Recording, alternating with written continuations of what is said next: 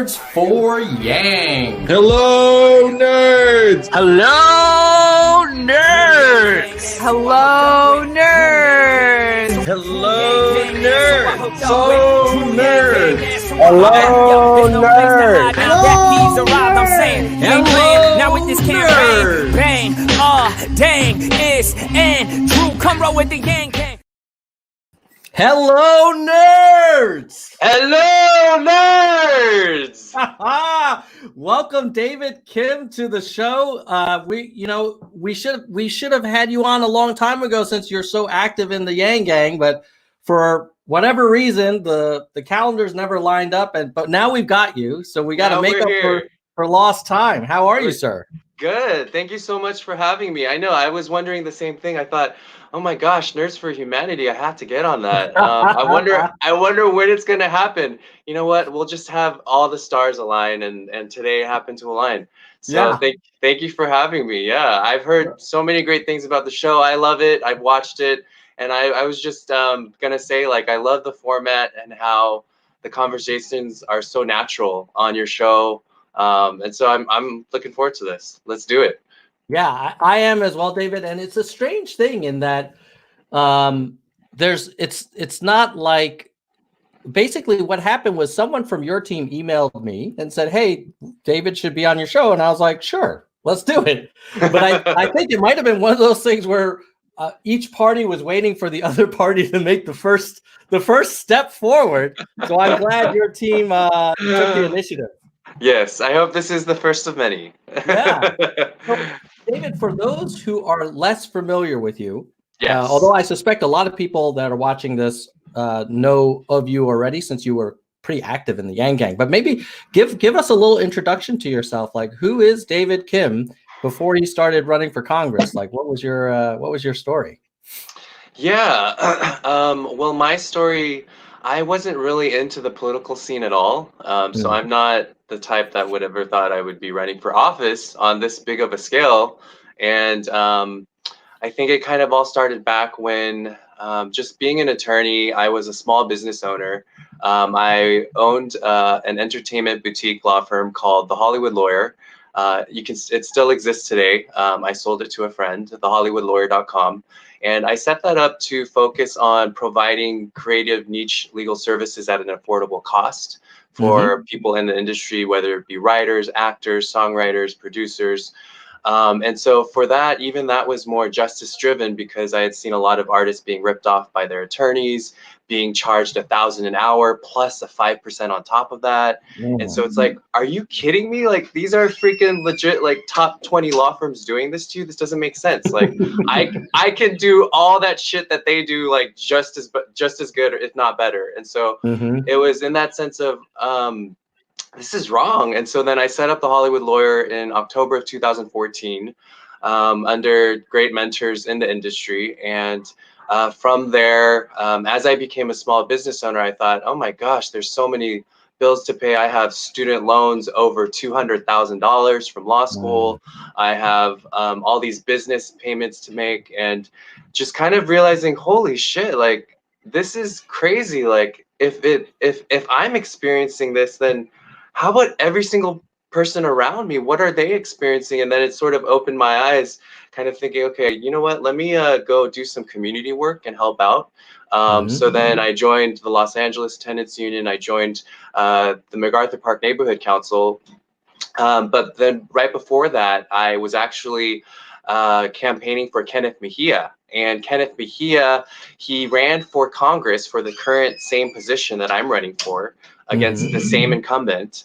And I got to know Kenneth just because he was doing a text banking campaign blast, and I got one of his texts, and I read more about him, how he was very kind of a strong advocate for his community, and was really young. And so that made me so curious, just to kind of think, oh my gosh, this is how we do it. We actually start change on the local community level, like what he's doing. And so I actually ended up helping him out on his campaign and for Congress, and I was one of his core team members.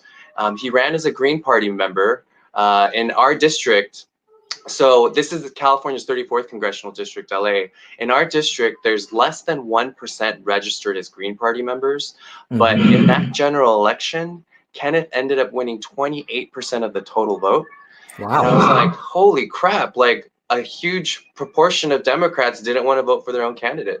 And, and I was like, this is fucking like huge. This is huge. It shows you like, although people can't pinpoint exactly and make up a huge list, they know that things are awry, everything's fucked up. And so kind of with that, I was like, Kenneth, come on, you need to run for office again. And he was too tired. He didn't want to run again. And I thought, you know what, somebody's got to run. And so then last year, beginning of fall, threw in my hat. And we actually joined the race pretty late. Our website was launched the first week of October. And here we are now, after months and months of ground legwork. We did a lot. Thank you to Cindy, Min, Luigi, Sue, Mateo, everyone else on that primary team. Everything's slipping from me, but every single one of you guys, thank you so much. And then now we have people that are on the general campaign team: Hannah, Christina, Alexander, Ori, a lot of other people, Dolly. There's too many to mention, but now we're here, and it's just like, holy shit, like kind of like I was thinking about it today. I was rewinding like 8 months ago, and I was like, oh my gosh, I had a normal life back then. In the sense of kind of not being so in terms of experiencing this candidate and campaign thing. Because if I had it, Tom, I would implement democracy dollars now, so we wouldn't have to do any of this campaign shit. It's a circus show, to be honest, a lot of it, when we should really be debating on TV, when we should really be laying down our issues and have people look at us even-handedly, instead of it being a race about who gets to raise the most money, who gets to make their name most, without really having constituents be able to sit down with each platform, with each candidate, and really go things through consciously in that. But yeah, so that's what I did before. I was an entertainment attorney that was helping out on the local level, saw that there was a huge need, that our system was broken in every single area, that it doesn't make sense that a lot of us have 2 to 3 jobs just to make ends meet. And I was like, forget this. And so I actually resigned from my last attorney job. I was the director of music business affairs at a big film studio here. And I thought, you know what, fuck this. Like, so now I'm an immigration attorney. I was watching, I know, a huge change. I was watching the first 2 episodes of Party of Five, the reboot. I don't know if you watched it. I remember the original. I didn't know they rebooted it. Yeah, they rebooted it, and I was watching it, and for me, like, justice plays a huge part of who I am, like in every single career path and move I've taken. And I was watching this, and I was crying during both episodes, because the parents are being taken away from their children, and they're being deported, and then the children are left to defend for themselves. And I was like, holy fuck, how in the world is this possible? And so then right now, guess what my job is? I go to immigration courts. Well, the immigration courts are closed now because of the COVID-19 quarantine. So for the next few weeks, I won't be able to.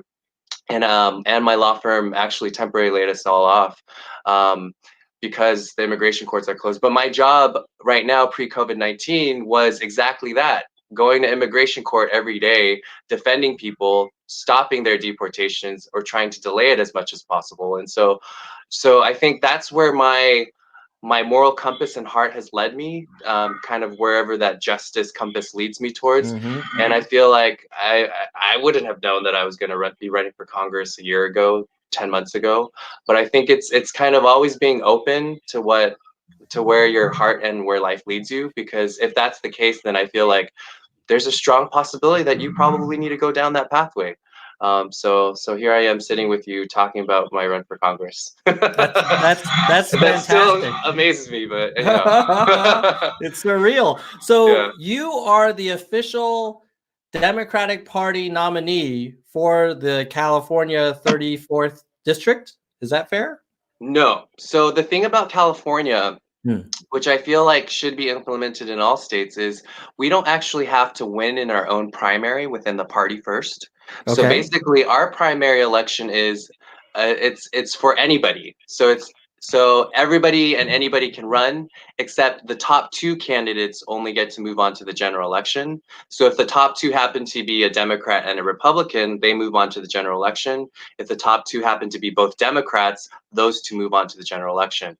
So it's unlike where in other states like Washington and Oregon, where you have to win in your Democratic primary or in your Republican primary first to go on to the general. So that's an advantage for us, and our district is very progressive. It's like I think the majority voted Bernie in both elections, 2016, 2020. Our district is probably one of the most progressive in the nation. And so with that being said, it allows us to have more candidates run for office to put certain issues on a larger radar and platform and to be able to have that heard. And so that's why you have like my friend Kenneth, who ran as a Green Party member. He got the second most votes in the primary. So then he went up against Jimmy, the incumbent, in the general election. So then for me, we had 5 candidates, Tom. And so of those 5 candidates, 4 were Democrats, 1 was Republican. So the incumbent placed first as a Democrat. I placed second as a Democrat. Francis, congratulations! So top 2 out of 5 is pretty awesome. Yes. So we did a lot of work. And those who were watching and supporting us, thank you so much. We couldn't have done this without you. And yeah, so the third place candidate was Democrat, Francis Yasmin Motowala, amazing woman, leader. Fourth place was Joanne Wright, Republican candidate. Very passionate person who wants to go ahead and tackle the homelessness situation and really help our unhoused neighbors. I got to talk with her. The 5th place candidate, Kiana K. Scott, also Democrat, and she really wanted to run to bring homelessness on the radar as well, because in LA, we actually have 7,000 people living in this small radius called Skid Row in downtown LA. And then in our LA County, we have 60,000 that are unhoused. And so it's a situation that you can't really ignore, but yet our local, state, federal officials continue to ignore it. And it's not just a housing situation, it's of all kinds from different factors in that. And so just to kind of think, all right, we have this problem happening right before us and right next to us. Like on my neighborhoods, I have a lot of unhoused neighbors now, which is great in terms of connecting community and getting to know them. But where's their house? Where's their roof? And so to think that our elected officials aren't doing anything, and the fact that our congressman has been in office for several years now, you would think that something would be done, but nothing's being done. And so that's why you see him having 4 challengers in this primary race. Not just one challenger, he had 4 challengers. And I think what myself, the 3rd place, 4th place, and 5th place candidates were able to really connect on is he's got to go. Just it's not a personal thing against him, but our district can't afford another 2 years to wait on somebody to help us out, like whoever it is. And you've had your chance, so now it's time to step out. So with that being said, I've gotten to know Francis, Joanne, and Kiana K. They all do support our campaign. Francis, the 3rd place candidate, she endorsed us earlier this week publicly on Facebook. Yes, and so she's an ally of ours, and I told her I would love to learn from her and continue this friendship that we have. And then for the 4th place candidate, Joanne Wright, the moment I talked with her, she actually sent out an email blast to all of her constituents and said, I officially endorse David. So for this upcoming general election, please vote for him. And then, yeah, so my parents are Republican. And for me, I'm not the type of guy that's like, oh, Democrats, oh, Republicans, oh, Green. I'm not that type of person at all. I'm actually a person that's like, you know what, like these are the issues that are happening. We need to solve this. And I don't know if that comes from my attorney mindset mentality or from the way I saw my parents handle things, because my dad and mom, they served as pastors, kind of handling church situations, but just really looking at the issues as they are and just coming up with meaningful solutions without any politics in play. And so I think that's what Joanne, the Republican candidate, saw. So that's why she sent out that email blast. And then Kiana K as well, she was just saying, David, let me know how I can support you. And so I think we're good, Tom, because collectively, myself, the 3rd place candidate, the 4th place, and 5th place, collectively we represent a total of 48% of the Oh, vote. so close. Yeah. So that's what I'm saying. So in the general Yeah. election, Right. I need to just continue to engage, connect with, and build my relationship with all of their constituents. And then we just need to increase the voter base a little bit.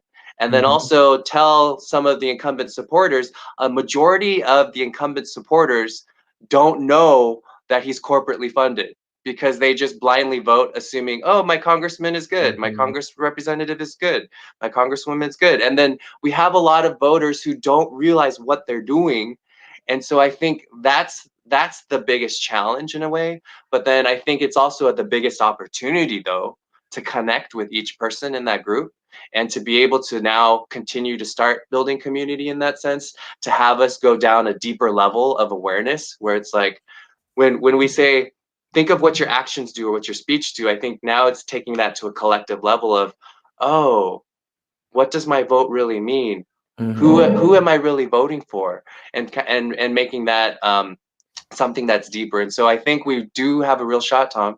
Like, seriously. Wow. Yeah. Yeah. I mean, if it's just you and the incumbent, and if you get all of the people that endorsed you, get their support, and you're basically 50-50, that's pretty much the definition of a coin toss, right? Yes. So, Yes, it yeah. is.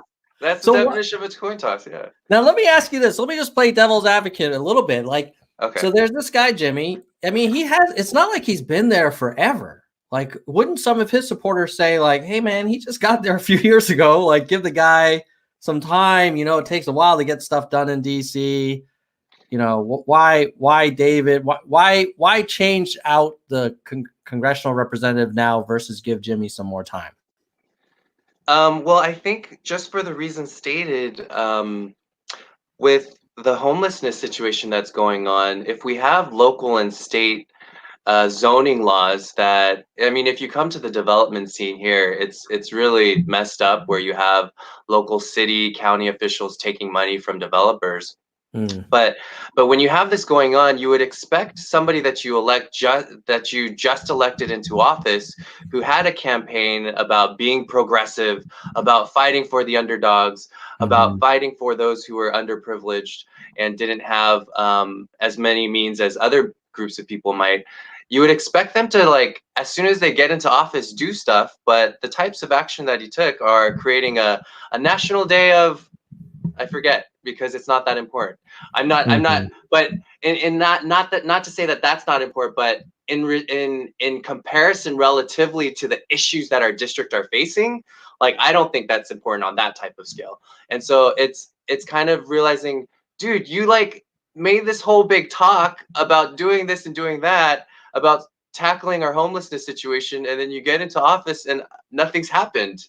And rather, if you go to his Instagram pictures or profiles, or is in his stories, he takes these selfies with the squad sometimes, and he says, hey, look, we're in the same room, does that make me count as the fifth member of the squad? Ha ha ha Mm. ha. So it's like, dude, what are you doing? That's not why you're there for. Like, actually do stuff. And and so I think for us, like, we don't have more time to waste. And like, we've already given him those years in office. And I mean, if you even see AOC, she got into office later than he did, but she's already done more stuff than he has. And to go ahead and, I don't know, to try to be a fifth member of the squad, when, I don't know, just his priorities are, it's very, I think it's just all for the show and the game. Mm. um and so I think these career politicians, they start off great and kind of on this great message, and then they in a way don't realize what they're doing, and they're living in their bubbles, and they're actually not doing stuff, and then that continues over and over. He's been a state politician before this as well, so Mm. he pretty much knows how to play the game. And honestly, for a district like ours where we're the 10th poorest, it's like, okay, well, we're not that type of district where you can do that. Like, our district really needs help because we're financially bleeding right now.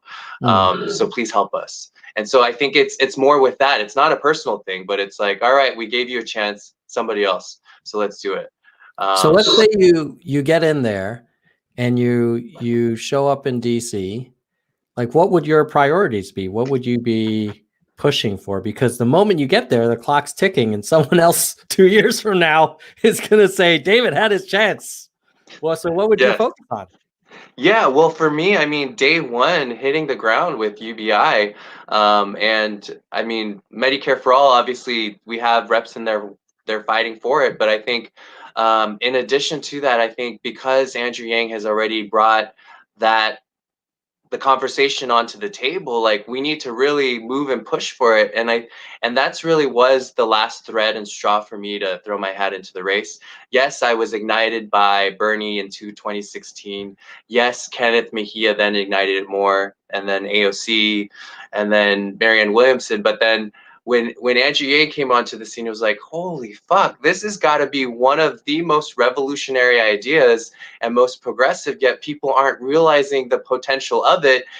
But now hindsight, with COVID-19 happening, people are like, holy crap, like, oh my gosh, jobs don't matter right now. Like like jobs don't matter if they're non-essential, like they don't matter. And so it's kind of realizing, holy crap, like the urgency of the times right now. And I think if we lose that momentum, then we're going to lose it and wait another 50, 60 years, just like how it was in the House. What was it, 1967, 8, 7, no, 1970, 71? But then we have to wait so many years again. So it's riding on this wave and this momentum and making things pass. And we're at that point where UBI is on the tipping point. Who was the first, not to make it a party thing, but because a lot of people were saying, oh, the Republicans would never be cool with the UBI. Who was the first senator to go ahead and bring that up during COVID-19? I think it was Mitt Romney, right? Yeah. And so it's just like, dude, guys, this is where we continue to build that alliance across the aisle, where we continue to connect on that human issue, and don't forget where the bigger picture is, that we're here to fight and help the people. So it's continuing that momentum where we are connected to some point. I mean, Mitch McConnell isn't, but where we're connected some point with some issues in relation to humanity and our heart and caring and providing that compassion to them. So let's ride on that as well. So when we go into DC this new session, we're riding on that, where we're working together. And that's for me, Tom. I mean, for the people on my team, they're aware when we went canvassing and door knocking, I've had every single Republican constituent open their doors saying, I'm not voting for you.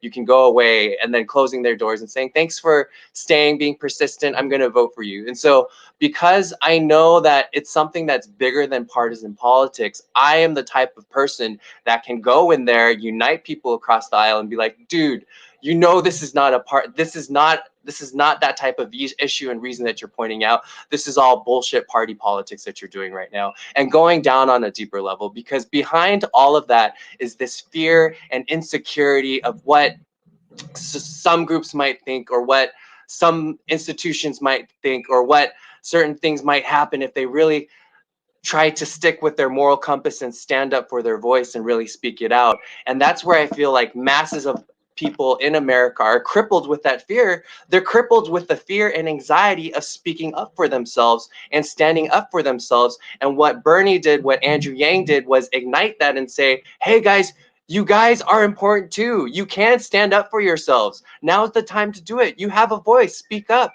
And that's what they did and ignited. So it didn't end with their campaign suspending. It only started because now we've been let out of our cages and we're like, holy fuck, what's going on? This can't happen to us. And so it's realizing that. And so now we're starting this as groups, as a mass movement, as people. And that's what's starting to be felt in DC. Some people might say, David, you're a little too optimistic, but no. DC is starting to feel it as well. And the critical mass, I think that theory is, but the more people that are sold into it, not on an intellectual level, but on an intellectual heart level, on a deeper level of awareness and consciousness, that's where we create that ripple effect. So where these elected officials too are realizing, oh shit, you know what?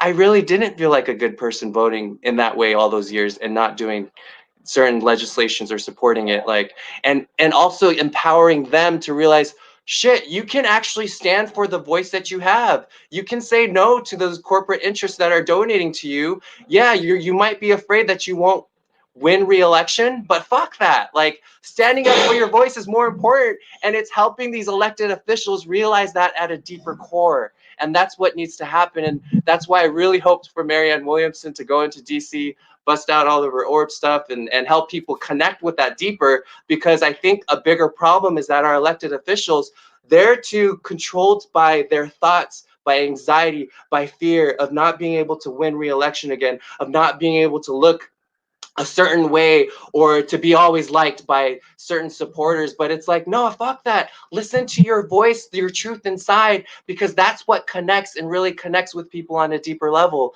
And it's helping those people in DC realize that. And so yeah, I am ready first day, Tom, to go in to connect on a deeper level out of love, because even me speaking in a louder volume, it's not coming from a place of hatred. It's coming from a place of love and deeper sense of, guys, we can really do this. Do you not see what's going on? We're all coming from this place of fear, and we need to look past that, because beyond that fear is a whole nother world of freedom, love, and power that we can really go into. So then that's why our campaign is called David Kim for Congress, financial freedom, love, and justice for all. Like, that's the world that we can create, and we don't realize that we can. But yeah, so I'm excited to go into DC, Tom. Your question is not an excuse. Like, I mean, it's a great question. It's a great devil's advocate question, but it's like, nah, like, we gave you 3 years, you're done. Like, you're out. We gave you enough time as it is. Like, you claim that you did all of this stuff when you were in the state. Why can't you say that now? Like, you've had 3 years in Congress. So with that being said, I mean, it's a whole different game field now. Now that we have, I think, like 2016, Bernie started it. 2018, Tulsi, Marianne, Andrew, they ignited it even more. And I think this is the time where the bottle's about to pop, and we're in for it. So if you're watching and you're like, huh, should I run for office? Yes, run for office. Now is a time where the people need to run for office. If the government is of the people need to run for office, not people that have been in office for 20, 30 years. Because that's how we really create and foster and continue that democracy that our government and country were founded on. So yeah, thanks. You are fired up, David Kim. I tell you, man, I love it. I could totally see if you got over there. You're not a wallflower that's just gonna kind of sit on his hands. You sound like you're ready to shake things up.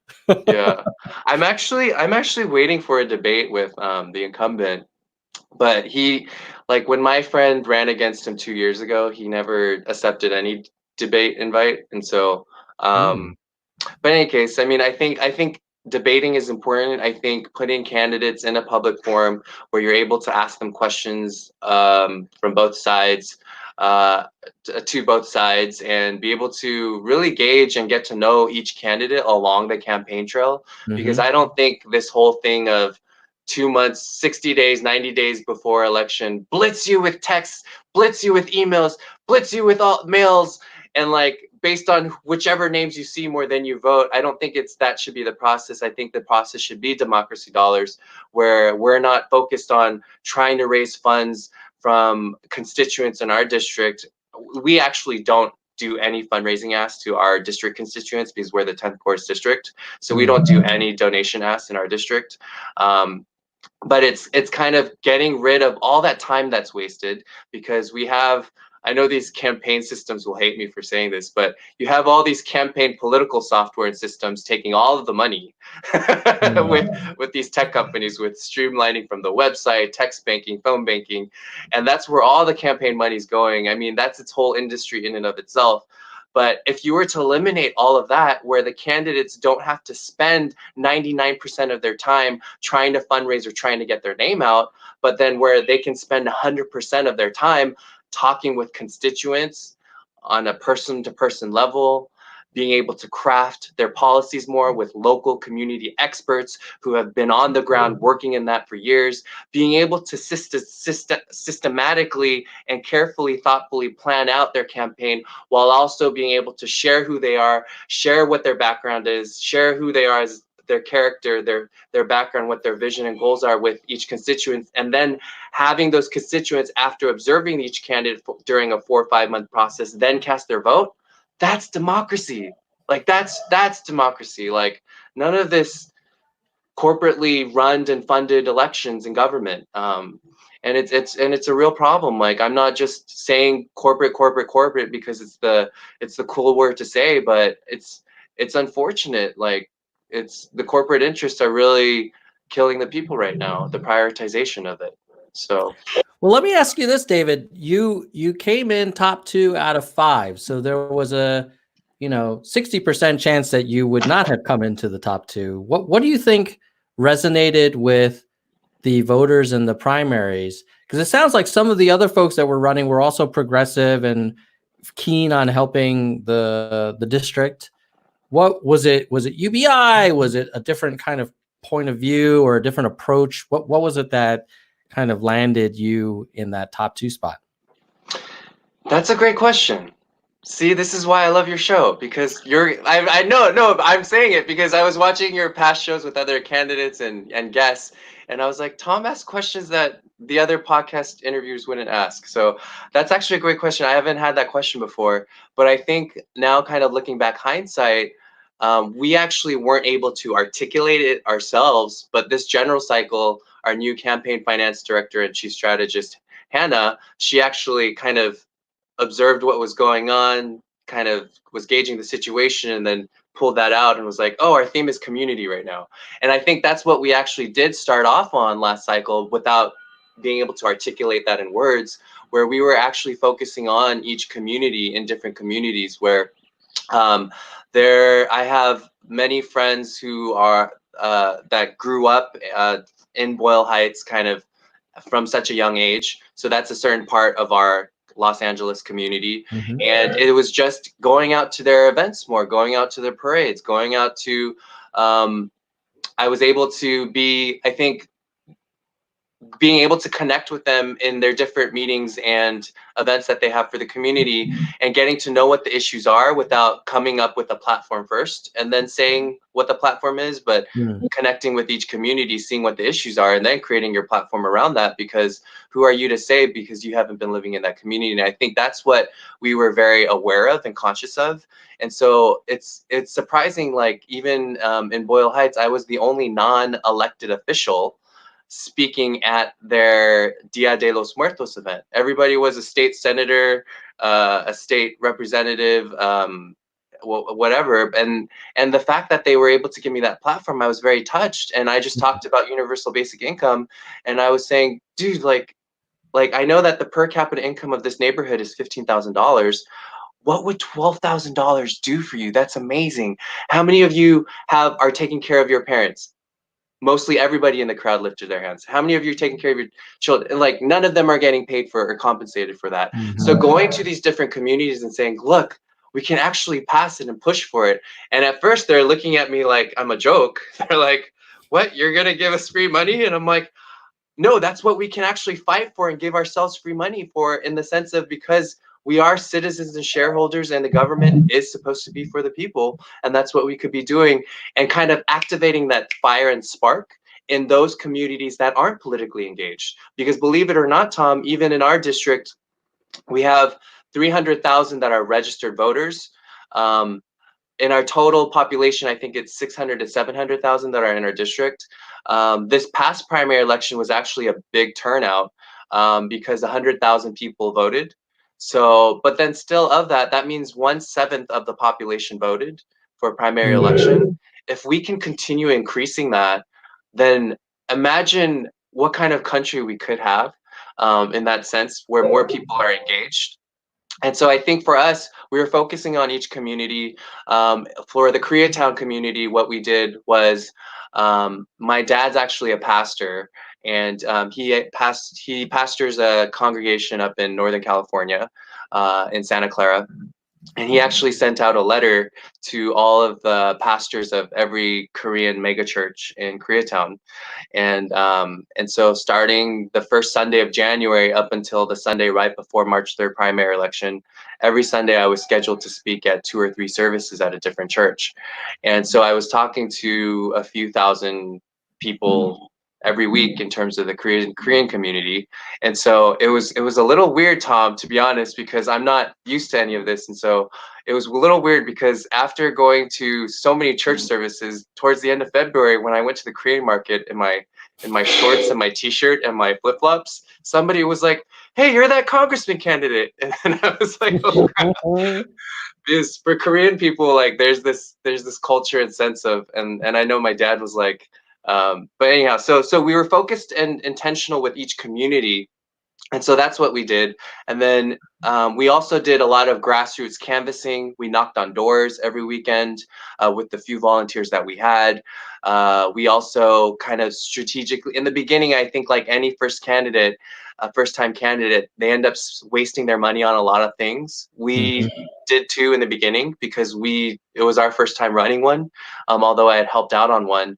But then, I mean, kind of hindsight, we made the best decisions at the right time, at the right moments. And so I don't regret any of the decisions that we did make in the past. But I think one of the really smart decisions that we made was taking out a loan for $13,000 because I think I watched Heidi's episode with you before. She had talked about in order to get into her voters sample ballot booklet, she had to pay, I think, several $100s with that. We have to pay $13,000 to have a 250-word candidate statement in our voter sample booklet. And so when I saw that, I was like, holy crap, how in the world is any regular person be able to run? Like, I don't even have the money for that. Our campaign has no money for that. And so, but then it was just, I went home, Tom, and I was like, I was driving home from the LA County Registrar Recorder's office, and I thought, no, but we need to get our message out. I think it's less about like who I am, but I think it's more about this platform and that we're out there, that we're part of this movement that has rised up in different parts of America, and that we're here too, like in this district of LA. Because what I saw online were a lot of people saying, "Oh, who supports UBI in my area? Who supports these issues in my area?" And so for me, I wanted to get the word out, like, "Yo, we're here too. We're in your district in Los Angeles." And so it was more of that. And so we ended up, after 1 week of talking with my parents all day on the phone, and my campaign manager Cindy, and different people, and my brother, we decided to take out a loan because we thought it was very important. And so we paid the $13,000, and 3 weeks before primary election time, every single registered voter gets that booklet. And the way we rationalized it, Tom, was in order to send out a mailer, let's say to even 100,000 voters, that's 50 cents in postage for each mailer you send. So that's $50,000 right there, just in postage. You haven't even talked about the printing or like the labor put in putting the address labels on there. Like, we're not even talking about that. Just postage alone is 50,000. So what my campaign manager, what my brother, what my family members and campaign team members at the time thought, you know what, this is actually worth it. Because if we're able to get our message into every single registered voter's household by only paying 13,000 as opposed to 50,000, then we should do it. And so we took out a loan, we paid 13,000, and believe it or not, we opened the booklet, Tom, and the only candidate in our race that had a statement in the fucking booklet was us. Oh yeah, baby. So out of all 5 candidates, we were the only ones that had a statement. And it was, the questions that we had before making that decision was, do we do it? Like, half of people throw away the booklet, but then the half that doesn't throw away their booklet, they probably pick it up to skim. But then even the fraction of those that pick it up, probably they're reading every statement. So like, we had all these different discussions, and I'm glad that we made that decision, because now we're here strong second. We placed we had as many as double in votes as the 3rd place candidate. So I think we ended up at 22%. But But in any case, so like we ended up with a strong second, and I think with grassroots campaigns, it's possible if you're able to make the moves strategically and thoughtfully. And that's why I think every campaign should have a strategist, like we now added and created a new position for it. Hannah stepped in, but should have a strategist to be able to make the smart moves, because we can show the people that it's no longer a time and age where money wins everything, because we actually have a brain and we actually have a heart. And I think if we're able to connect with these two things in every single person that lives in our district, then that's how we win a race. And so I think it's getting to that, connecting with the heart and the mind, and really being able to be on the same page with everybody in our district. And I think that's what made us win. In our text banking campaigns that we started in January, that's what we also communicated in our messages. So thanks for asking that. Yeah, no, it sounds like that booklet was you know, when you look back on that primary, that booklet being in there must have been a needle mover for sure. Yeah. We organized the message in financial, so it was basically a basic profile of myself. And then our campaign platforms broken down into 3 categories: financial freedom, love, and justice. So under financial freedom, what does that look like tangibly? It looks like UBI, universal basic income. And then in parentheses, we put something that MLK fought for right before he was assassinated. And so just to be able to show people that, yo, this is not a joke. Like, it legitly almost was about to pass in Congress, in the House. And then we actually had civil rights leaders like MLK, the late MLK, fight for it. And so it was kind of getting that message out and saying to people, look, guys, like, we can do this. And it's more about the platform, because it's not about myself, it's more about the movement and what values we represent in that. And that's what Andrew Yang also did with his campaign. It's not about him, it's about the movement. It's about connecting with humanity first. And so I thank you, Andrew, if you're watching this. If not, that's cool, I forgive you. I don't know, I don't have your official endorsement yet, but he took that.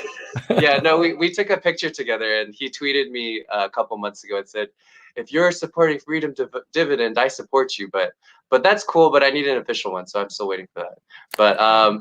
But yeah. Well, you're not the only one.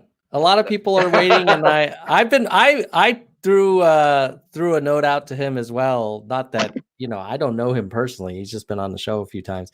But I was like, hey man, there is a perception that a lot of folks who've been fighting on the front lines are not getting as much air support, as they could.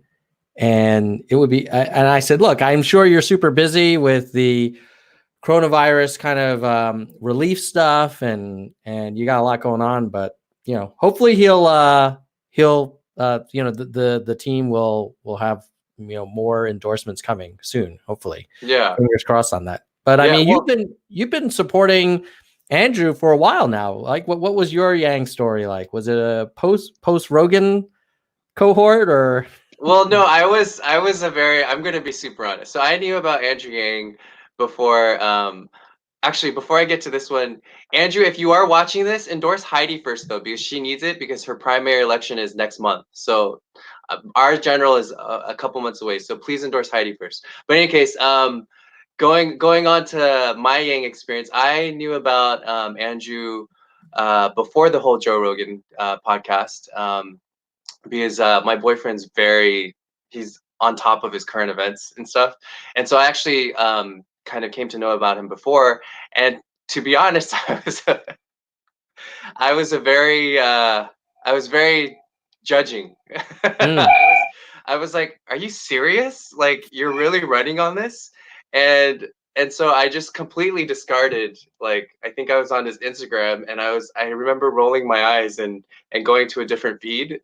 And then he kept on popping up, and then universal basic income kept on popping up in my feed. And I was like, oh my gosh, okay, let me actually do some research on universal basic income. And then I went down this rabbit hole. And as I was going down this rabbit hole, I think that's around the whole time where Joe Rogan's podcast had happened. I think it's around that time I officially became kind of Yang Gang at heart, and I became interested, and then started ordering campaign merch. I'm trying to find my hat, but and stuff. But yeah, started ordering campaign merch and supporting the campaign, and joining the Yang Gang. So cool. Well, yeah. let me ask you this. You mentioned like you as a first-time candidate, you made some mistakes and you learned kind of the hard way. Clearly getting into the booklet was a very smart move that paid off and took some risks up front. What were some of the things that if you gave yourself kind of went back in time and gave yourself advice at the beginning of your campaign, you would say, hey, David, like, don't do these things? What are some common mistakes that you may have made that you learned from now in hindsight? Always check in with your team. I think that's a good one. Always check in with your team, even if they are a very small team. And just as an example, I know we had launched this big fundraising event on November 20th. And because I used to work in the industry, we had it kind of like, oh, we're going to have singers and artists and performances and an MC and a schedule.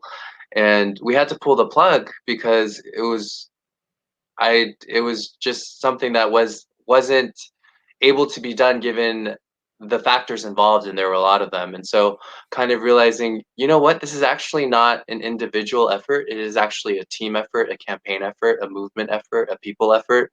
So when we're crafting our policies and fine-tuning them more, when we're pushing for certain agendas, we really need to check in with the experts. We need to check in with the team, whether that be members of the team or members of the community. And I think that's the first thing. Number two, try not to spend money as much as possible in the beginning, because you don't know what needs may arise. But then also, it's not to say that we didn't do our research, because again, I think given the circumstances we had, we did the best we could. But just to be very conscious of what you're spending it on and how you're spending it, because, and let's say if we had saved on our money spending before, maybe we wouldn't had to have taken out the 13,000 loan, because we did raise 24,000. So there's that. So I would say, number one, consult always with as many people. Number two, spend wisely. So what were some of the things that you spent money on that at the time seemed very reasonable and rational, but now in hindsight, you're like, yeah, I don't know if we got maximum ROI out of that one? Yeah, so we were paying, I'm not going to say their name, but we were paying this this campaign website database management system company almost $1,000 a month, just for hosting of our website, plus access to their 2016 voter list, plus an internal email system where you can send up emails up to 15,000 people, plus this mass texting system, which was completely irrelevant because in political campaigns, you can't use mass texting. So I don't even know why they offered it as part of their service. But so we were paying them $1,000 a month, and that really $1,000 a month for several months is a lot of money. Yeah. So, but then that's to say also, though, like with companies like PDI, with NPG Van, with L2, to buy the same data, like you're looking at anywhere from $10,000 to $15,000, $17,000 that you're paying just to obtain data only. And so the company that we signed up with, because they included website, their own management system, and the ability to actually export spreadsheets and emails, because a lot of these other companies like PDI, they don't allow you to export the emails. They have you email within their own system, and they charge you 1 cent every constituent you email. So it becomes, you rack up this huge bill. So this is where all the campaign money is being spent. But then if you're able to do it smartly, you're able to cut down on the costs. And so for me, it was just kind of thinking, okay, we have this 70,000 voter list for emails, but we're only able to send it to 15,000. And because of the system capacity that we have on what the max number of recipients we can send the email to. Like, are we rotating this 70,000 email voter list like every 2 weeks? Like, and that's what we were doing. But then, I mean, this is where I'm grateful to Mateo. He came along. He was like, why are you doing it like that? You should just switch to MailChimp and then downgrade that service to just website hosting for that company where you're only paying $35 a month. And now you can just pay MailChimp to do all of that. And now you can email up to 75,000 people all at once. And so that's where it was like, see, we didn't have a tech person. Nobody told me that. Like, no one in our team told me that. And so it was just kind of like, this is where the learning curve sort of starts to happen, where it's like, all right, if I see anybody else that's running for office, I need to tell them that. Don't spend money on that. This is where you need to spend money. So if you're a candidate and you're watching this and you haven't had your primary yet, please shoot me questions. Like if you're like, what's the best text banking right now? What's the best whatever? I'm totally I will give you all the advice and feedback that I can. So, but yeah, you have to be smart about it.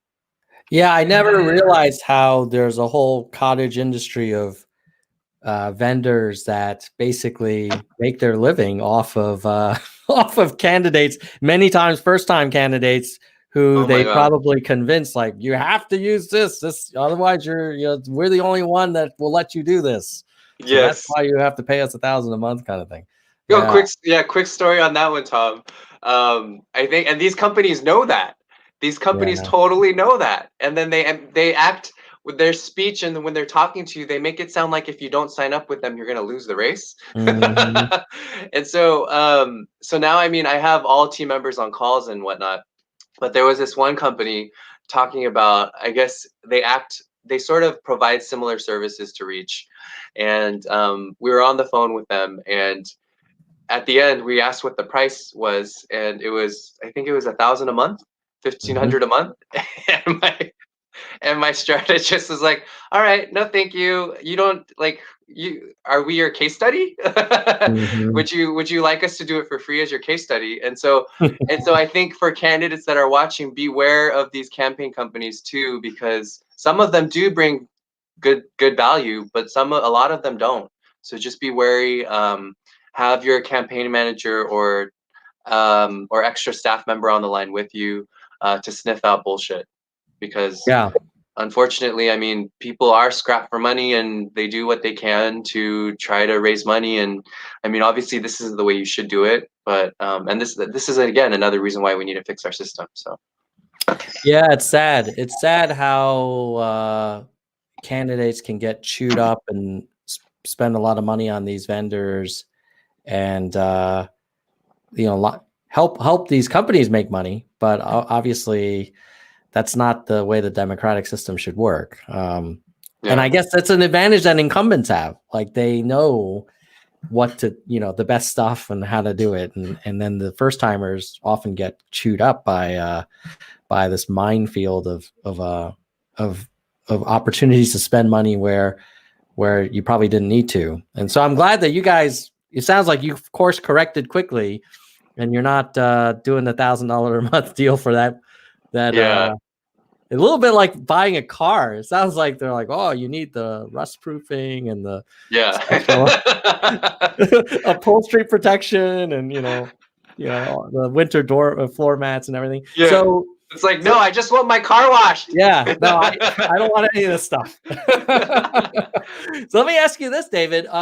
We're going to start to take some viewer questions in a second. Okay. But before we get to them, I wanted to get your sense of, like, for the campaign going forward, I presume you are still raising money.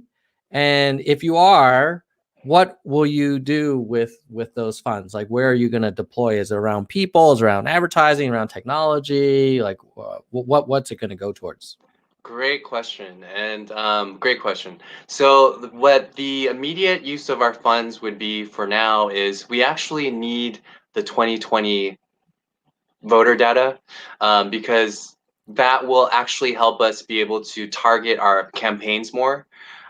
So where we're not text banking a huge mass kind of category of people, when we could actually be targeting with certain lists and be more strategic about that. So that would actually help us save more costs if we're able to get a 2020 voter list. So to get one from L2, we got a deal. and we will be spending it towards that. So we need $9,000 for that. So $9,000. If you can help us raise it this episode, thank you. And then we actually need to update all of our equipment. I mean, today it looks like my computer is letting me look nice on your show today. But I mean, generally this computer really doesn't work out. And so we do need to upgrade our technology, because now that we've actually adjusted to this COVID-19 quarantine landscape where our campaigning now has to be all digital, we actually do need to upgrade our equipment in that. So we need about $1,600 for that. And then I forget what the other line items were, but Hannah, she's probably chatting away right now. She's our finance director and chief strategist. She'll go ahead and give you a breakdown more of what those comments are. But yeah, and we will also put out an infographic of where any immediate donations that are being given now will be being spent towards. That's a great question. Right on. All right. So folks, if you want to learn more about David, he's at davidkim2020.com. You'll be able to donate there. And I guess what's super interesting is you're no longer this long shot UBI guy. You're going to be on the ballot for the general, which is so cool. So yes. Congratulations. Thank you. And yeah, that's and congrats to your team. Before we get to the audience questions, I have one last thing I was curious about. So I've heard Andrew say this himself, which was like, oh, well, going from CEO of a company or organization to a political candidate, it's not a one-for-one transition, because you're busy basically, doing interviews and raising money, but you're not as kind of operationally involved as maybe you might have been like when you were running or a partner at your firm. I was wondering, do you experience that as well? Like this whole dichotomy of like candidate versus CEO of the campaign? How does that play out for you? Yeah, I mean, I think last primary cycle, I would say, I think the experience was completely different. I think last primary cycle, it was still this small business type of similarities that were going into play, because to me, it seemed like that, because I had managed the Hollywood Lawyer, founded it before, and run that own business. And so to me, it was similar to that CEO type of kind of responsibilities and mindset. But then I think with our general cycle starting, like Tom, our team grew from it quadrupled 5 times in size. And so that's why it took us a full month to reorganize everything. I know that there were a lot of eager people out there saying, David, we want to text, make a volunteer. How do we do it? We're like, okay, we need to reorganize the structure right now, because we were at a bandwidth of less than 10 people. Now we have 30, 40, 50 people reaching out.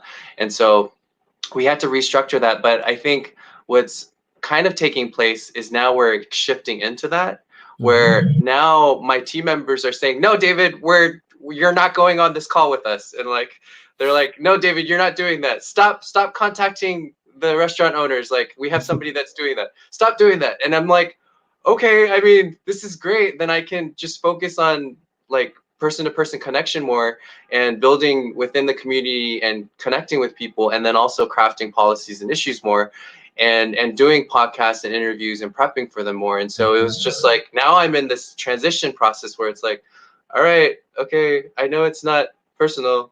I don't know why I'm taking it as personal. No, I'm not. I'm kidding. But it's all right, I mean, if you guys can have somebody take care of that, even yesterday, one of our new data guys was like, David, you shouldn't be doing that. I should be doing it. And you took the work from me. And so I think we're going into that process where now I can just really focus on connecting with each person that I meet along the campaign trail, and really be able to tune in more on a deeper level. And so I'm super grateful for that. Awesome. Yeah, it's I'm imagining that will be a hard transition for a former small business owner, because you're so used to having complete control, from top to bottom. Me. Well, yeah, it's I think a lot of us have to struggle with that when we kind of move into different kind of leadership roles, and we're not Yeah. able to get really into the details, because a lot of what made us successful was that we were into the details. And now for you to go to that next level, you got to let go a little bit, and that's That's hard. what I'm learning. Yeah. That's what I'm learning, Yeah. to be honest. Yeah. Yeah. All right. Here's the first audience question from Zishan. He was, can you speak about electric versus gasoline cars? He heard that California is changing a law about, maybe is it about perhaps emissions, or whether or not, subsidies for electric cars. Like, what's your take on car technology and transportation in general, if we kind of zoom out a bit? Yeah, I mean, in regards to electric cars, I mean, we're eventually going to get to a point where gasoline cars shouldn't be sold, because it just contributes more to the climate change. And I think what's awesome to see in California, and a lot of people are like, oh, California, they F up everything, but it's like, nah, like in this whole COVID-19 process, like despite whether you like Gavin Newsom or not, like California actually has been doing, I mean, there's a lot more ways that it can definitely step up with rent freeze and mortgage suspension and in other ways, but it's actually been one of the leading states in how to respond to COVID-19 in that sense. And so I think kind of comes with that, with electrical cars, like they're building out, like if you come here, and you have an electric car, like you can pretty much plug your car anywhere because they're building it out so much. And we're eventually now, different cities are also now passing regulation where there has to be an electrical car port station within so much of a radius, and where that's arising. And so eventually, I mean, we're going to get to that point where gasoline cars will be phased out and should be banned. But then also, with that being said, we need to make it affordable for everybody to be able to do. And so those are the kind of things that, I mean, our government and elected officials need to work on, and moving towards that renewable energy. So, and electric cars. And because, I mean, that's the only logical step forward. I don't know why anybody else would want to keep gas cars around. So let me ask you this. I was in LA a couple of years ago for a work thing, and I had to go. It wasn't that far, but I think it was only like 20 miles, but it took forever. Like the LA traffic kind of reputation precedes itself. And I was coming, because for the last few years I've been living in Europe, in Switzerland, where we have a pretty strong kind of train system. yeah. And I was kind of curious, like, what is the deal with mass transportation in California? Like, this very modern state that has a lot of resources and, collects a lot of tax revenue and has a lot of technology. But it seems like, for sure, I see a lot of Teslas on the road, which is great.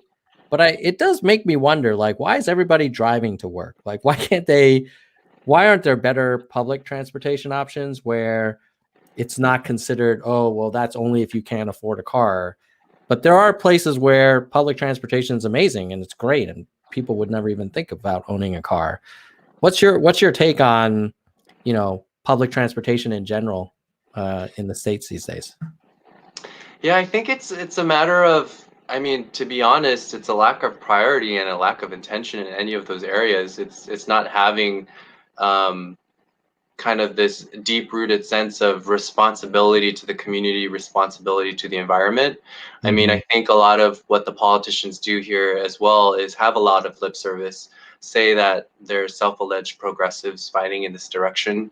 But then if you look at it, then kind of like what you sort of hint is, if that's the case, then why aren't we focusing more on public transportation? Why aren't we focusing on making this more accessible and promoting the services and making it actually, I mean, actually be more of service to the greater people? Because in the sense of, like, if you go to SF Bay Area, the BART system there is way better than the metro system down here. I mean, perhaps it's because of, I mean, the more densely populated areas in San Francisco, Berkeley, and Oakland in that sense, which I get. but then with that, they have more scheduled stops, they have more routes, they have more and so they're able to continue to expand that. LA Metro, they started doing it in recent years, where now they're expanding the purple line, they're expanding the red line, and they're connecting it, but it's still at this point where LA is very it's still, although we preach being green and being healthy and doing all of that, we actually waste a lot too, just with plastic, with everything in all sorts of areas. And so there should actually be a movement addressing that, where, I mean, there's no need to really have one person a car, because when you're on the freeway, Tom, and you probably noticed it too, every single car, there's only one individual. Yeah. And they're driving to or from work. And so that says something about our transit system, that shows something about the mentality of our people that live here, that shows something about kind of where people want to live. Why don't they want to live closer to work? Is it because of the zoning laws and ordinances that are in place, where they feel that they'll be more benefited elsewhere? And like, so I think it's not just one thing, but it's this sort of public investigation in a way, to really kind of go down in the sense of what's causing all of this, and how can we get to the bottom of it and really help kind of LA, where our clouds are very blue now because nobody's been driving. Right. Yeah, and like, how can we keep it this way? And whether or not that's allowing our employers to be more flexible with the work week, about working remotely now, knowing that it is possible, whether that be being conscious of carpooling. There's a lot of different carpool efforts that are rising as well, whether that be increasing public transportation. And I think it's also comes down a lot to, it just makes sense to build multi-dwelling units in highly densely populated areas near transportation, but because of how the local zoning laws and regulations are, we're not able to do that. So we needed somebody that's from the federal level to step in and say, hey guys, like, to go ahead and help save the environment and cut down on the cars right now as well. Like, doing this would actually help if we built a lot of multi-dwelling units in these high density traffic areas where the metro public stops are very accessible. Like, let's move towards this type of society and system. But I don't think there hasn't been that strong push at the state politics level for us yet. So yeah. Makes sense. Sugar Sweet has a question about the Asian American community accepting you as a Democrat, that they can be a tough crowd. What's the reaction been like when you go to those churches? Yeah, how have you been received? It's funny because I think automatically for Asian Christians, and that's in that world, in the Asian Christian world, or even in the Asian world, at least in the Korean Asian community here, it's very if you're not Republican, they look at you and they're like, what, you're running for the devil? And it's like, and I'm being honest, like, this is this mentality that we also need to break, where like my parents too, like, we didn't actually talk for about 1.5 years, because my dad's a pastor, and I had recently come out to him a few years ago, and so we didn't talk for 20 months, and we only started talking again because I was running for office, and I didn't want him hearing that from somebody else, that his son was running for office, because I just imagined and thought how much their heartbreak would be if they heard that from somebody else and not me. And so then I called them and I said, hey, before anybody told you, I wanted to let you know I'm running for office. And so we actually reconnected after 20 months of not talking. But even with him, he was like, what? Like, why are you running as a Democrat? Like, that's the devil's party. And like, that's what he legitimately said. And like, for him, I mean, I love my parents still, and we'll always disagree. But for him, my dad, when Trump was elected, like when that election night, when he won, like, my mom and dad were saying, like, praise God, like, God loves our country. And I was like, oh my gosh, what are you saying? Like, and I mean, I was so tempted to send like a picture of Melania Trump to like my mom, like a naked one, but I didn't. But it was just like, oh my gosh, the Republican, I'm not disparaging the Republican Party at all, but these party mentality systems have to go. Like, I remember as a kid growing up, Tom, where our church would always be getting these Republican pamphlets, and then they would have pictures of Bill Clinton with devil horns, and so that's the propaganda we always received. So now these churches that I started visiting, a lot of them were like, "Oh, why aren't you running as a Republican?" Like after they would meet me after service, and I said, "Oh, it doesn't matter. Like I think right now at this time and age, like it doesn't really matter what party you run with, but obviously I don't want to be running on in the same party as Trump is running and is for right now, and I really feel like the people for this district, in terms of like, although I would rather run as a third party member, I can't, because I do want to be realistic about the chances and where the political environment is that we're at right now.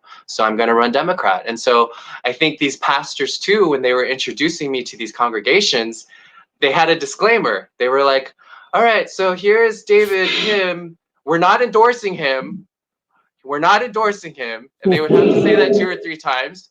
But then they would say, because he's from our community and he's Korean, we're just letting you know that he's running for office. We're not telling you to vote for him. We're just letting you know. And that's what their disclaimer would be, because a lot of the church members have this mentality of always voting Republican. So it was kind of doing that. I think on the larger kind of question that she had asked, or he or she had asked or they had asked, is in regards to the larger Asian community. I think what's I don't know. I'm gonna say this one carefully. Is I think I was more as an entertainment attorney. I was very involved in the Asian American community here. So if you were a K-pop artist in Korea and you needed a U.S. attorney, my name would always come up, because I was one of the very few K-pop attorneys that could do English and Korean, and so I was very involved. Like I have many friends who are like now like famous actors and whatnot, and so I was very involved in that community, and I helped them a lot with legal help. And so now kind of going into the political realm, I have some friends that are very supportive of it, but then some friends that just kind of we aren't in connection or communication or kind of talking as much. And so I just kind of thought, is that because it's a political thing and because politics don't interest you? And I'm not generalizing for those who are watching, but it was just kind of like, oh, I guess politics doesn't interest my Asian American friends as much as they interest my non-Asian American friends as much. And that's just an observation. I'm not saying that's the case. It was just an observation that I made. And I thought, because initially when I was, before I actually threw in my hat to run for office, I thought, oh yeah, I can get my Asian American friends and community to start this whole campaign for me and help me to push to get out the vote. And like, before I threw in my hat, like that was like, yeah, David, we can do that. And then after throwing into the hat, it was like, all right, guys, I need your endorsement. I need your support. Come on, primary elections coming up. It's coming up. And then there was nothing. And so, and I mean, it's not to say that I have any ill feelings, but it was just this observation of, oh, what's happening here? What's the disconnect? And what can we do about it? How can we mobilize everybody? Because it's not just about one community, it's about all communities stepping in. And I don't want the community that I was in to be left out because of that. And so how do we mobilize and engage more? And so I think for this general election cycle, hopefully we'll get everybody on board with the Asian community as well. Yeah, I mean, I think certainly if you look at older generations of Asian Americans, like there just historically has not been a lot of political activism. I think, at least when I just think about my parents, they voted, but they would not volunteer or get, really behind the campaign. And it was sort of thought of as like, well, that's some other people's business that they're running for office. Yeah. And we're going to focus on, putting food on the table and making sure you study hard for school or whatever. But I guess I wonder if with Andrew's campaign, I think it kind of started a little bit more energy around certainly younger Asian Americans. And hopefully it's great to see you running too. I mean, I remember when I was growing up, you would never hear of an Asian American running for anything, like maybe if they were in Hawaii, but like in the lower 48, very unusual. So, we're making progress, and hopefully you'll be breaking through some ceilings. Let me get to the next question, which is also about the Asian stuff, and then we'll go on to more general questions. Do you have a point of view on some of the kind of negative blowback against folks of Asian descent because of the Corona stuff? Like, what's your take on that? What's your point of view? Yeah, I mean, it's definitely uncalled for.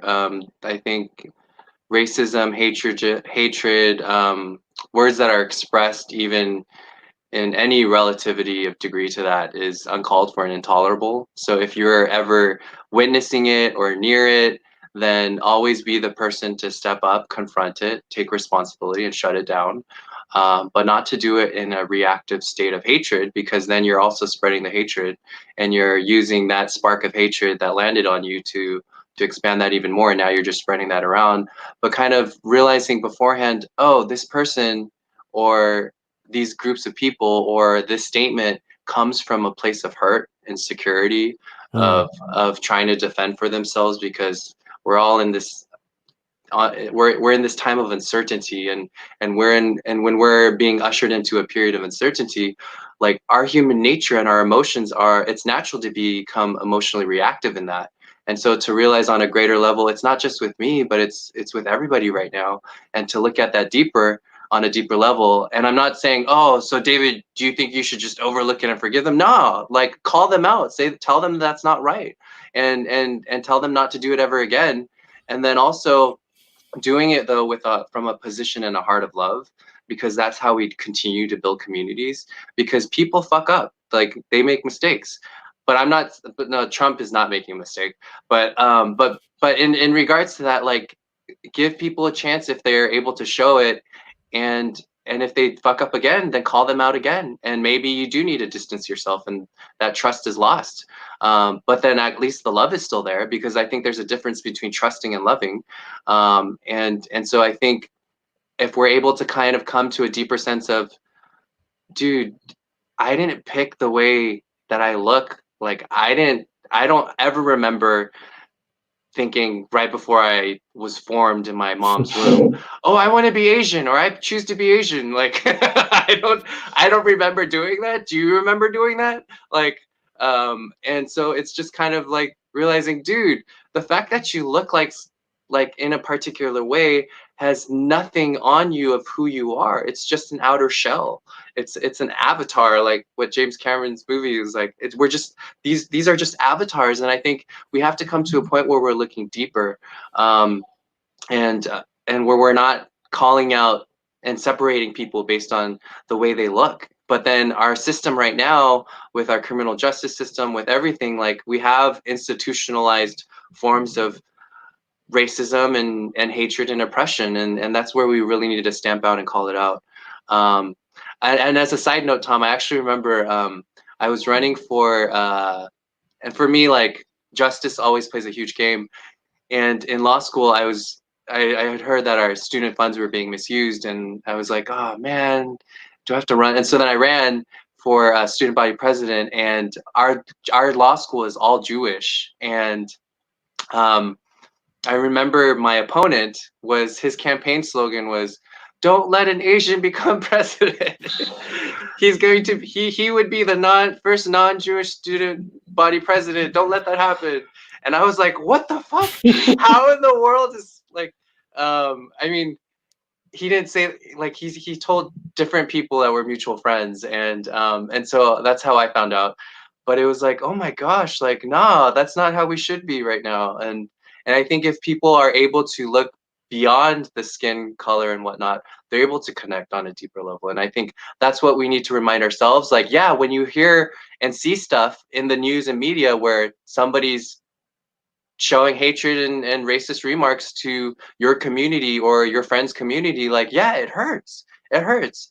But then I think it's taking that pain and realizing how much it hurts, and realizing, oh, that person who just said it, or that group that just said it, they don't realize it, but they're hurting so much even more, to the point where they can't even realize that they're hurting right now. And it's coming to that deeper level of compassion. So when you're hurting, give yourself compassion first, and then recognize where they're at, call them out, say that that's not right, don't tolerate it, let them know that it's intolerable, but then also do it from a place of love, because with every word that we speak, there's energy that comes behind those words and impact each person. So I think that's very important to realize. And for those like I know that Andrew got some slack recently, and I can go ahead and address that too. Like, I mean, he and I his that first, I didn't read the response one to a close eye, but the first editorial, I mean, he talked about and brought up about kind of the anti-Asian sentiment and hatred and racism that was going on, but then he then briefly glossed over that and went to we can be better Americans and do this. When I read that, to be honest, Tom, my mouth dropped, and I was like, what the fuck? Like that type of paragraph that you put, we need to be more Americans, that comes in an editorial, like the second or the third one, like, or it comes out like after you've like written like 10 more paragraphs on addressing the hurt and the problem and understanding that pain and connecting with that pain and hurt. And then you do that paragraph. Like you didn't do any of that. Like you skipped 10 paragraphs that you should have gone through before going to that. And so when I saw that, I was like, oh my gosh, this is just a mistake though. I mean, I'm not getting mad at him, because I'm not mad at him as a person, but just kind of mad at the situation where it's like, oh dude, you probably had staff or advisors that could have checked on your work, or you could have asked somebody within that community what that looked like. But I mean, we all make mistakes. Will he do it again? I don't think so. And he actually did respond and say he does connect with that. I mean, I saw that he was very infuriated when that whole Trump ad came out with attacking Joe Biden and depicting Gary Locke in there as one of the Chinese. It's like, nah, fool, like he's the former Washington governor. And so Andrew, it's not to say that Andrew doesn't care for the people, but he does.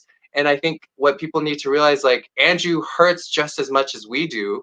Even if it's not his own community, he's still hurting and crying. Like, have you not seen the interviews and videos on his campaign trail where he's been crying for other people? Like, he's a person that is full of compassion.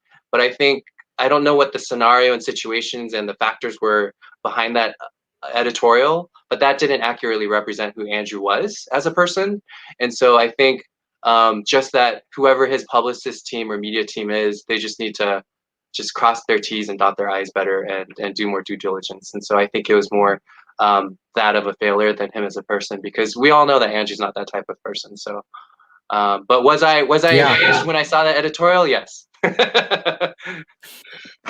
It's interesting. I read it twice. The first time I read it was when it first came out. I think he tweeted out a link to it, and it was before all of the kind of brouhaha happened.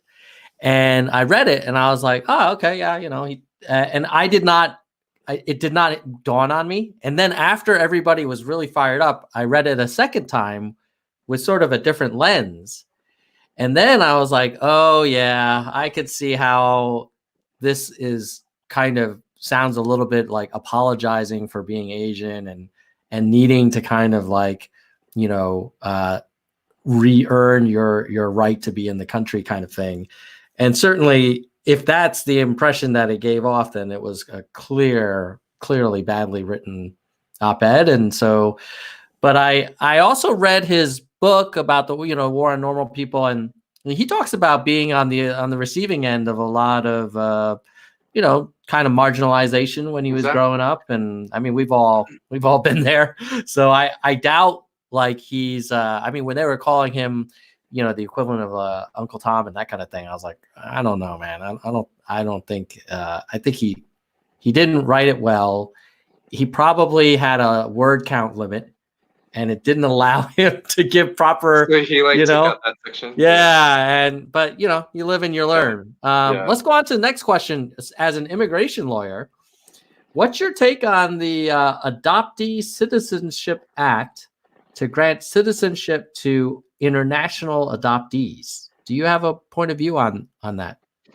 I actually do not have a point of view on that. I mean, I think this is the first time, and I'll go definitely look more into that. And so, actor Benzinger, if you can message me, my email is david@davidkim2020.com. I would love to hear kind of where you're coming from in asking that question. And I mean, based on the surface level, will you support the Adoptee Citizenship Act to grant citizenship to all international adoptees? In regards to, I mean, if if we have members of our country being adopted from overseas, and I mean, obviously they should be granted citizenship because we're adopting them as being part of our families and communities, no matter where they are. And so I'm not sure. I'll go ahead and look into that as to what the details are, and then I can go ahead and correspond with you on that one later. Cool. And we should give a shout out to Levin Chen, who became a max donor to your campaign. Crap! Yes. Thank So, you. Amazing. Thank you, Levin Chen. Max donor. So for those who don't know, max donor means $2,800. You can contribute max to any cycle for a candidate. So thank you so much, Levin. yeah. And then Cool. Hannah is confirming that she does not want you on those tech calls anymore. That that I guess you're breaking the stereotype, David. You know? Yeah.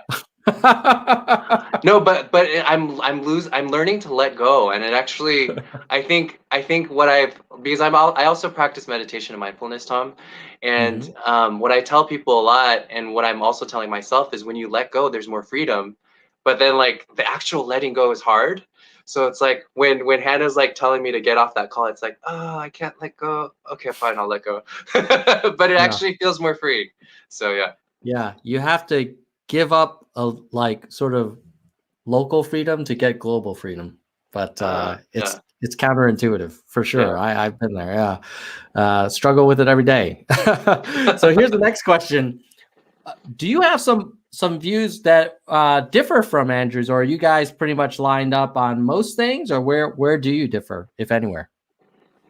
Yeah, I mean, I think in regards to the first thing, I think is the fact that we have more similarities probably would outweigh the differences if you could paint it as a similar or different dichotomy in that sense.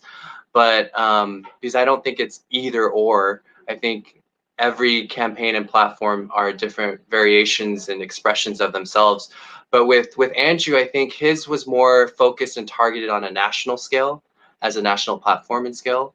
For us, ours is more fine-tuned to the district, but still relating that and making it relevant to the nation at a larger scale as well. But for us, it's fine-tuning that even more to what our constituents in our districts are and what our district is currently experiencing and suffering. So because we have per capita incomes of 12,000 or 15,000 in certain parts of our district, but yet the average rent for a one-bedroom apartment is over 2,000 a month. It's like these issues are more urgent for our community right now. So we're going to put a lot of emphasis on this. So that's why ending homelessness and a housing guarantee is on our platform. It might not be as relevant as it might be in a different community or part of the US, but for us, it's so urgent. And so I think kind of you see like democracy dollars on our platform, you see UBI on our platform, you see VAT tax, like there's different elements that are on our platform. But then in addition to the ones that you might not kind of spelled out see on Andrew Yang's platform, it's not to say that we clash or differ on it. It's just more fine-tuned for our district and our area that we're in. So so with that being said, I was going to say the thing that I think we do differ is Medicare for all. I am for Medicare for all. I know that he supports public option, but that's fine. Difference, that's fine. I think we probably overlap in so many other areas, so it's fine. Do you think UBI would be a game changer for the homelessness situation in LA, or do you think it would be we actually need to do more than a basic income to address the homelessness stuff? Yeah, I mean, I think it's not. I think with our district, I think it's so intricately involved with so many factors that are going in play. So UBI, I think would be one of the biggest transformations and revolutionary things to do for our unhoused neighbors, because now they're able to have something to be able to go purchase extra means that they need, or be able to even get food, and to be able to sustain themselves on a physical level. But then if we're able to get to a point where we're working with the zoning ordinances and regulations and relaxing them, and so where we're able to really do reform in our housing and development policies and our economic workforce, then and also providing wraparound services, then we're able to go ahead and do that on a kind of stage by stage process, because eventually we can get to a point where some of those unhoused neighbors are using their UBI to pay for their rent, or to help subsidize in a way, or to pay for their rent plus other costs. And so I think if we're able to go ahead and provide this as a relief, that's where our local and state and county officials would be like, oh, holy shit, this will actually help us. This made us think of doing these programs and moving the ball in these ways. And so I think if we're able to do that collectively and together, we can really come out to amazing solutions that some of us haven't even thought of yet. But then for us to get there, we actually need to take action and take that first step. But nobody's taking that first step right now. So Cool. Yeah, no, it makes a ton of sense. Sugar Sweet wanted to know, speaking of this UBI stuff, are you supportive of pilots, like what's going on in Stockton? Like, how do you see basic income rolling out in the States? Is it through these local pilots, or do you go for some national stuff? Do you go for both concurrently? How do you see it happening? well, I see it happening on a federal level. I mean, that's why I'm running for federal office. But I mean, I think it's totally doable on the state level for sure. If states really had that as their initiative and had that as their priority and goal, they can do it. And it's not like this kind of like loose-ended, oh, you can put your mind to it, you can do anything. It's not that at all. Like, I think every state is able to do it, but be able to find what that funding source is. For California, it makes sense that it is land. And some other types of sources of funding. But I think for California, for those who are not aware, there's a bill, I think Assemblyman Evan Lowe had put it in, where it's a UBI funded by, I think it was VAT plus some other, but I didn't really go into the details of that bill, because as soon as I heard that it was being only limited to certain demographics of California, or certain target audiences, where some people who are already receiving certain benefits or assistance can't be able to get it. It's like, nah, that's another form of means tested, but not, it's just a different variant and form of means testing. And I'm all against means testing. I think a basic income, if it should be provided, should be universal, because who's to say that your arbitrary set and schemes of means testing is the absolute way to do that, when we have no idea what's going on to that detail in each of our individual citizens' lives, or residents' lives. And so I think that's where we become too, I think that's, I don't know if people realize that's where you're actually becoming a bit too controlling and invasive, or acting as the authority on what people's lives are. And I don't think we have that capacity to do that, or ability to do that. So give it universally to each person. So I'm not really fond of that. I don't know. I know I'll probably get some attack for that. I'm not really fond of that California bill, but if we're able to make it universal, and yes, there's pilots everywhere that are happening. We actually have, this is a good plug for those who are watching. After this ends, go take a nice lunch break, go rest. We have a town hall. My strategist thought the same way. We have a town hall at 3 p.m. Pacific Standard Time in 2.5 hours. We have Conrad Shaw, who actually did a UBI pilot, and we'll see what he talks about. There's certain things that he can or can't talk about yet, because it hasn't been fully disclosed to the public yet. But we have pilots everywhere, and they're working. And so it's good for you all to hear from those who've been researching. We have Scott Stanton's lead researcher, one of the leading figures of the movement, Stacy Rutland, co-founder of Basic Income Movement and the Basic Income March. We have these great people, so tune in at 3 p.m. Sorry for that plug.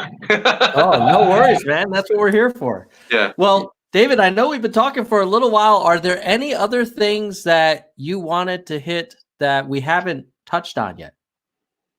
No, I think it's just realizing that there's not there's not a person that you have to look out for in terms of coalescing around, uniting around, congregating around. I think that person is you guys.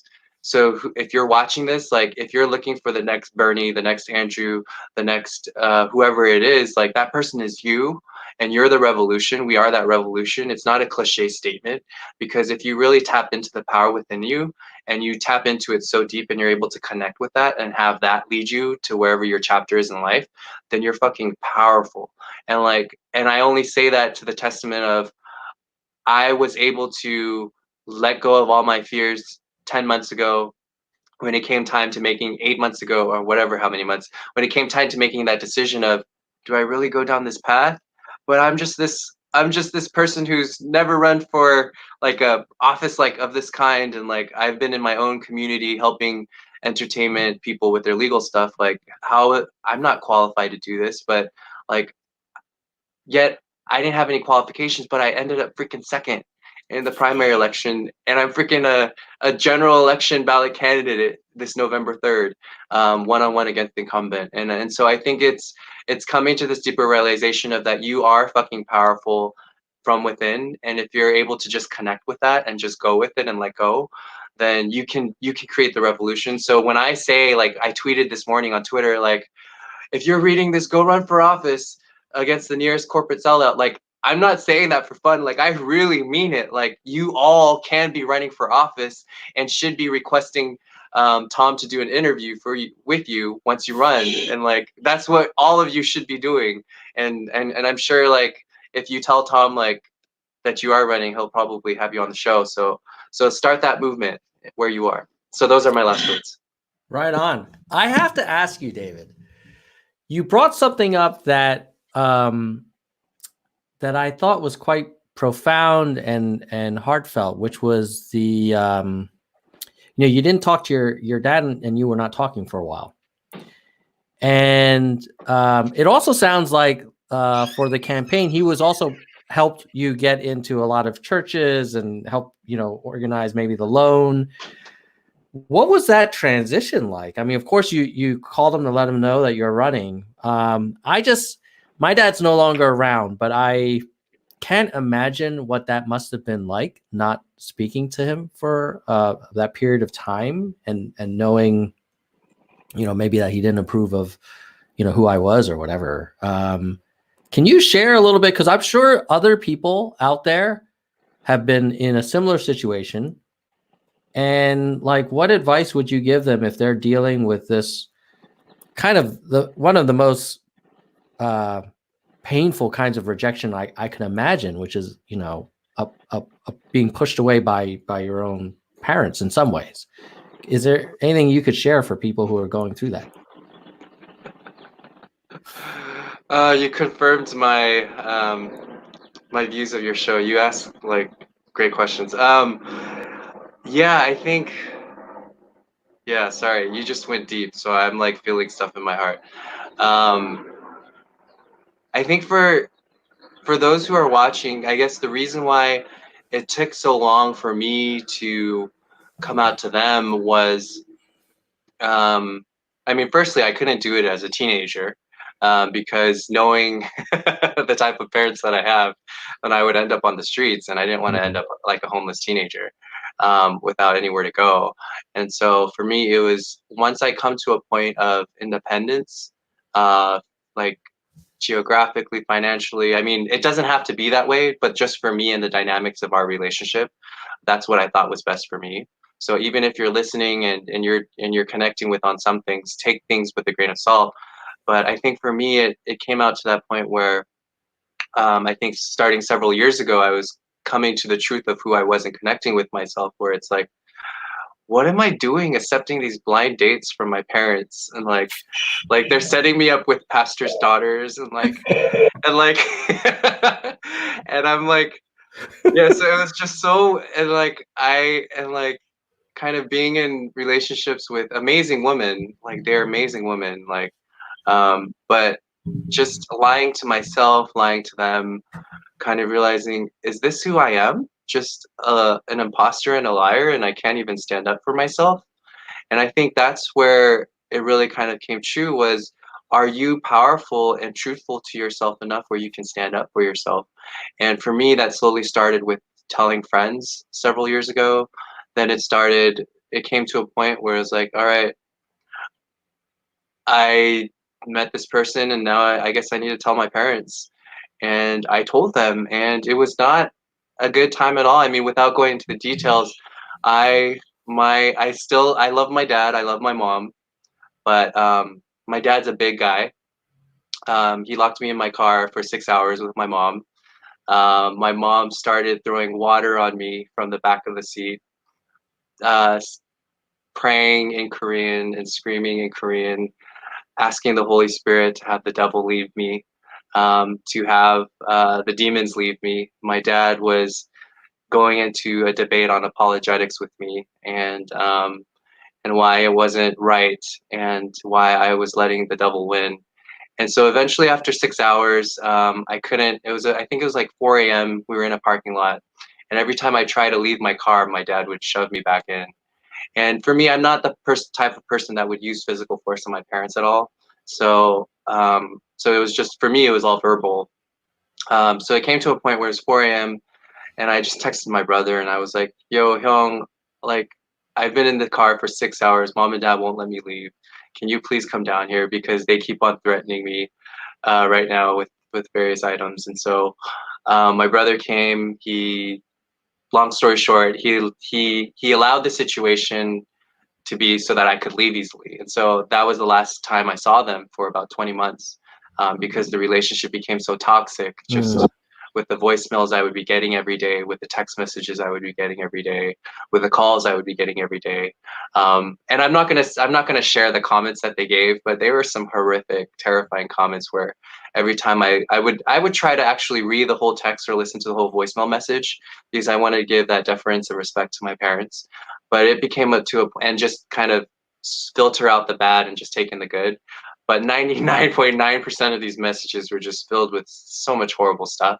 So then, so to a point where I was crying every day and like, but then I think even though it hurt so bad, even though I cried so much during those 20 months and always had this fear of them showing up, I mean, even as a grown ass man adult, them showing up at my doorsteps and forcing me to move somewhere or whatnot, because that's how these Korean, or not all Korean households, but that's how some of our Korean households are controlled in this fear tyranny type of mentality. And so I think long kind of looking back, I'm proud of myself that I stood up for myself despite all the fears, because it was the scariest thing to ever do in my life.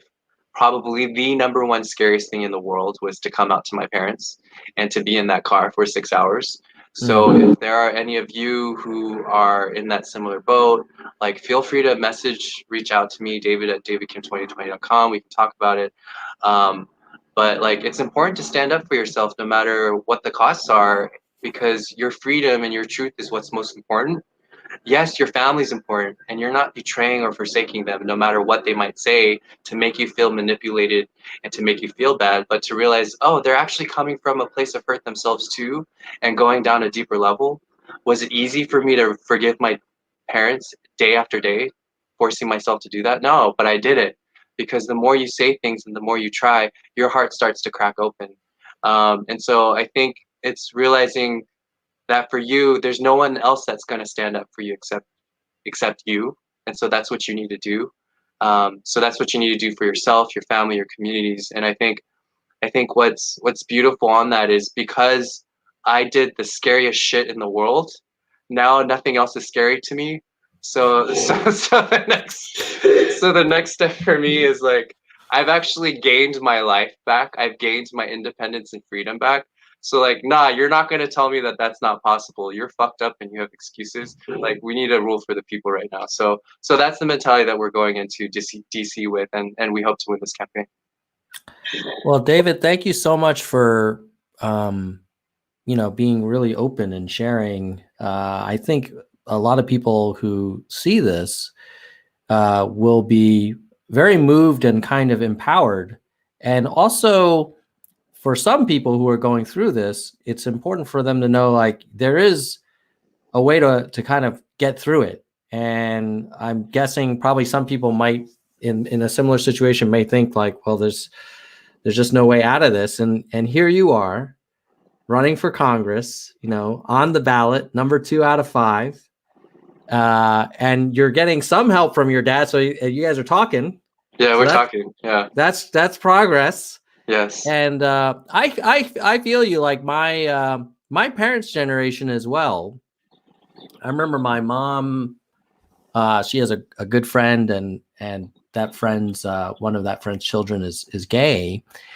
And they would talk about all this prayer therapy and what's going, like, Yeah. maybe they didn't go to church enough. And I'm thinking, like, there's nothing wrong with them. They're just, you're left-handed or right-handed, you're gay or straight or whatever. Like, it's just whatever. But that generation, that's just how they were wired and it's not, I mean, for many generations before. Yeah. That too. And I get my parents. For them, like, if I were to put myself in, and I placed myself in their shoes every day, being able to understand that. And I think that's what we should be doing in all of our relationships, trying to understand the other person from where they're coming from. Because for me, looking at my parents, it was only the sense of, oh, they immigrated here in the early 80s from a very conservative Korea at the time. And then they came here because of their limited English. They haven't assimilated into mainstream society at all because they're in their Korean American bubbles or Korean bubbles at church. And so they're still in the 70s, 80s mentality, while the rest of Korea is even more progressive than they are. And so I get it. For my parents, it's like the end of the world, like the Antichrist was born into their family. But it's like, knowing that, it's like knowing where they're coming from, it's being able to have your compassion rise to meet that and to overcome that and cloud over all of that.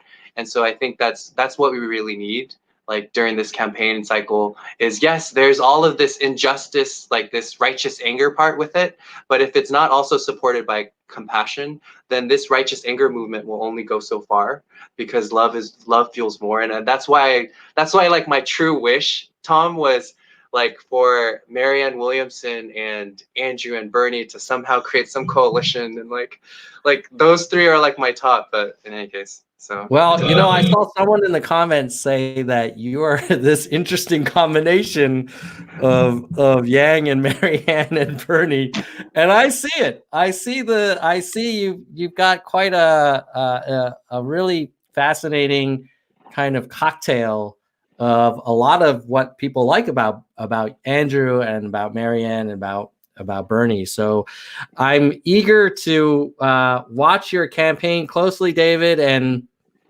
let's for while we wrap up, let's go to your site here, David Kim.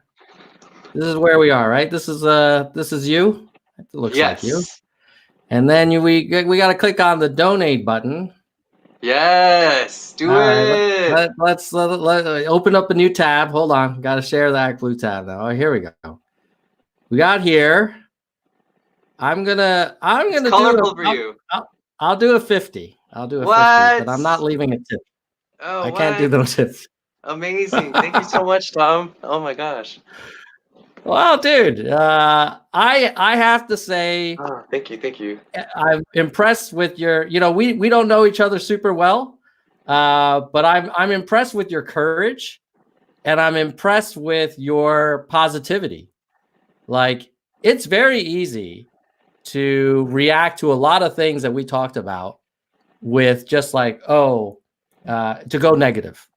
And you don't do that. And we need a little bit more of that in this country, and certainly in DC.